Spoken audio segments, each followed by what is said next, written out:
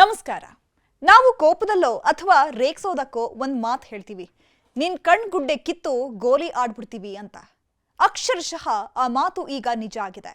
ಹೌದು, ಇಲ್ಲೊಬ್ಬ ಮನುಷ್ಯ ರೂಪದ ರಾಕ್ಷಸ ಬೀದಿ ನಾಯಿಯನ್ನ ಕೊಂದು ಅದರ ಕಣ್ಗುಡ್ಡೆ ಕಿತ್ತು ಆ ಕಣ್ಗುಡ್ಡೆಯ ಜೊತೆ ಆಟವಾಡಿದಂತಹ ಭಯಾನಕ ಕೃತ್ಯ ಮಹಾರಾಷ್ಟ್ರದ ಮುಂಬ್ರಾ ಎಂಬಲ್ಲಿ ನಡೆದಿದೆ.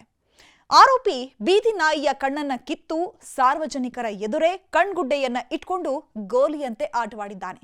ಭೀಭತ್ಸ ಕೃತ್ಯ ನೋಡಿದ ಪ್ರತ್ಯಕ್ಷದರ್ಶಿಗಳು ಇವನ ಹೇಯ ಕೃತ್ಯ ನೋಡಿ ಕೂಡಲೇ ಪೊಲೀಸರಿಗೆ ಮಾಹಿತಿ ನೀಡಿದ್ದಾರೆ.